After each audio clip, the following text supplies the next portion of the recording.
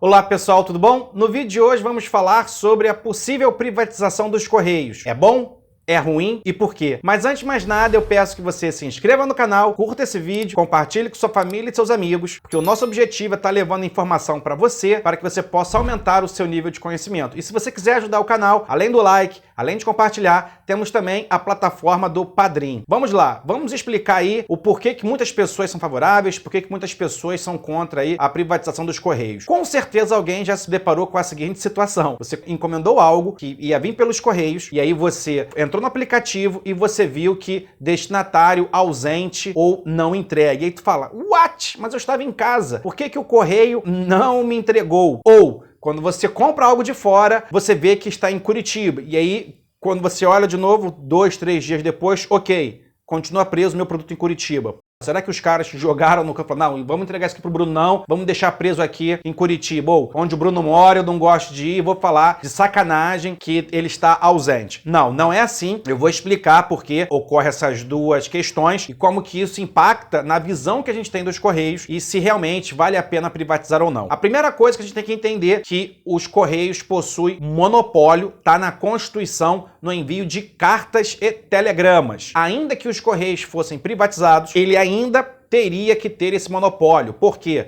se eu estivesse preso e eu quisesse mandar uma carta para algum familiar meu, eu teria que mandar via Correios. Ainda que quase ninguém receba ou mande carta ou telegrama, isso é obrigação dos Correios, assim como telegramas e cartas militares. Então vamos supor que eu, Bruno, seja o general de um quartel do Brasil, lá no Rio Grande do Sul, e quero avisar para um outro general, amigo meu, ou dentro das forças militares, no Amazonas. E eu não quero que isso seja interceptado, por exemplo, pela internet. Então eu vou escrever, mandar um telegrama, e isso quem vai mandar é os Correios. Porque aí é uma questão de segurança nacional. E se os Correios fosse uma empresa privada, e aí a correspondência, principalmente militar, estiver passando aí, esteja encarregada por uma empresa privada, nada impede que essa empresa venda essa informação. Então, esse é o primeiro ponto que você tem que entender. Vamos lá. Vamos lembrar também que os Correios não têm um monopólio sobre a entrega de produtos. Tem várias empresas que você pode, na hora que você vai comprar ou vender um produto pelo e-commerce, você escolher lá qual vai ser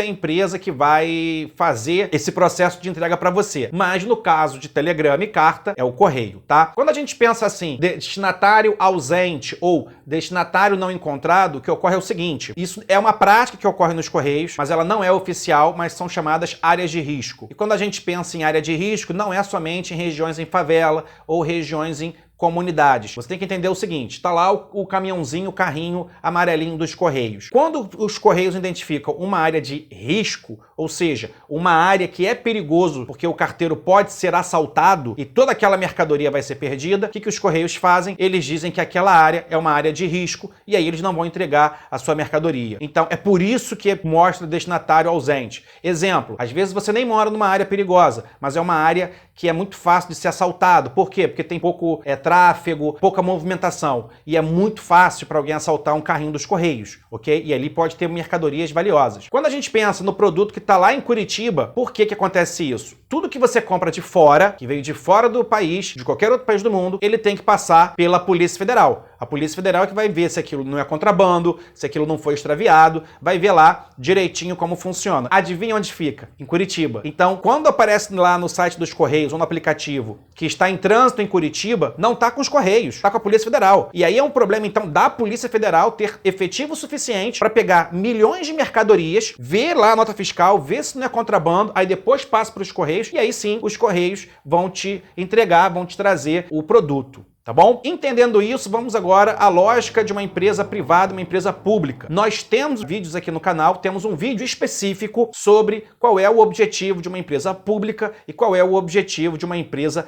privada. Ok? Os Correios são públicos, então ainda que você privatize os Correios, tem que se pensar na empresa que ganhar essa licitação, se ela vai manter os mesmos objetivos. Vou te dar um exemplo. Em todo o território nacional, em todas as cidades, seja Rio de Janeiro, São Paulo ou sei lá, Bororó do Sul da Serra, nem sei se essa cidade existe, mas imagina uma cidade de 3.000 habitantes, 2.000 habitantes, tem uma agência dos Correios. Por quê? Porque é impossível você imaginar uma cidade sem uma agência dos Correios. Então os Correios estão presentes em todo o território nacional. E aí, se você privatiza o Correio, por exemplo, a pergunta que eu te faço é: será que uma empresa privada que pegar aí a logística dos Correios vai entregar em Bororó do Sul da Serra? Se não tiver definido, né, lá no seu portfólio, na licitação, que ela tem que manter a estrutura logística dos Correios, provavelmente não vai entregar em Bororó do Sul da Serra. De repente vai até fechar a agência de lá. Por quê? Porque não dá lucro. A gente tem que lembrar também que os Correios não é de hoje, tem pelo menos uns 10 anos, até mais, que os Correios não fazem, por exemplo, concurso público. Não há um investimento nos Correios, muito pelo contrário. Você tenta ao máximo pilhar, destruir, fazer com que o sistema fique ruim. Então, vou te dar um exemplo. Durante a pandemia, aumentou muito o comércio digital. E os Correios, desde 2010, não fazem concurso público. Então, como é que os Correios tiveram que lidar com isso?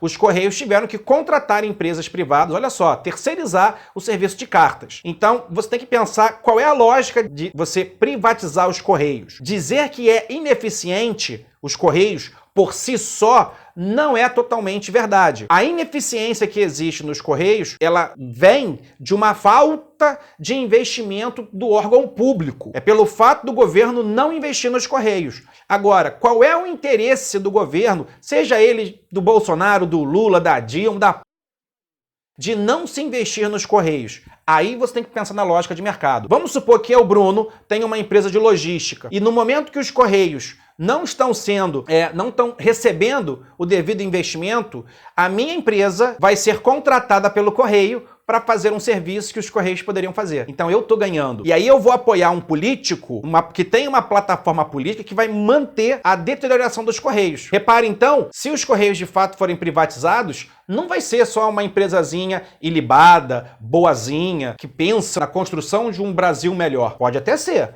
mas de modo geral vai ser alguma empresa que já tem o objetivo de pilhar essa riqueza dos Correios em benefício próprio e em benefício de alguns políticos. Você vê sim casos de corrupções nos Correios, onde um político indica alguém para ficar nos Correios e faz mamata e corrupção e mais corrupção. É culpa do carteiro? Não, não é culpa do carteiro. O carteiro é um trabalhador que não recebe aumento há muito tempo, há mais de 5 anos. Então, a grande verdade é essa. Pode ser bom, tá, a privatização dos Correios se ela for bem feita. Ou seja, exemplo, o ponto principal. Se for feita a privatização dos Correios, a empresa que ganhar a licitação, ela tem que se comprometer a manter as unidades dos Correios em todas as cidades e entregar as cartas ou os produtos em toda a área que o Correio entrega, para que nenhum cidadão brasileiro fique aí sem acesso ao serviço postal. Essa é a grande verdade. Vou te dar um outro exemplo. Caixa Econômica Federal. Qualquer cidade que você vá no Brasil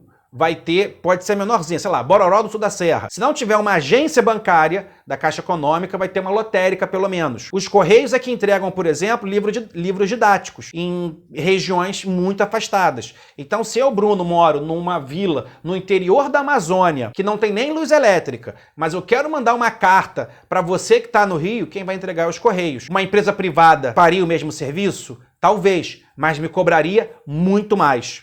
E aí tem a questão só do monopólio em relação a telegrama e carta. Como eu já disse, está na Constituição, não tem como dar. Mas em relação a produtos que não sejam esses específicos, você pode sim ter de outras empresas. Às vezes nem compensa. Quando você vê lá sei lá, log, você pega a log e pega os Correios. E aí você vai ver assim, não, de repente os Correios aqui é mais barato. Ah não, nesse caso a log é mais barato. E aí tem uma outra questão. Se você mora numa área de risco, ou seja, não necessariamente de risco, tem lugares que são de risco. Favela, por exemplo. Dependendo da favela, o carteiro não vai entrar, a Uber não vai entrar, a Light não vai entrar, a água não vai entrar. Por quê? Porque senão o cara vai ser assaltado. E imagina você levando várias mercadorias, sei lá, 10 mil reais de mercadorias. Seja um notebook, um perfume, enfim, uma bota, uma mochila, tudo no seu carrinho amarelo. Porra, nego vai ver, vamos pegar aquilo ali. Não tem, mas tem seguro. Mas tu acha que a seguradora vai querer, sabendo que vai ter sempre prejuízo, comprar ou botar seguro naquela rota? Então, quando a gente pensa nessa área de risco, você tem que ter isso em mente. Ou é porque é uma área conflagrada, ou é uma área com muito roubo de carga. ok? E roubo de carga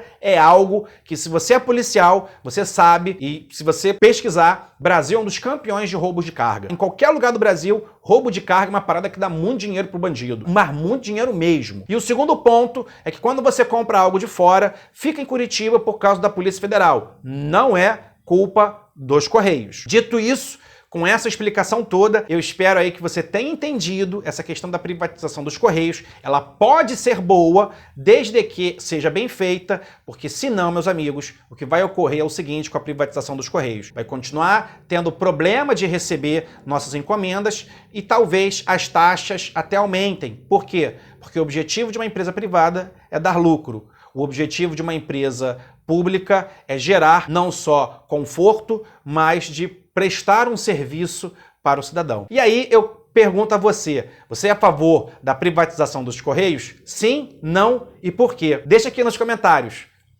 Um grande beijo e até a próxima.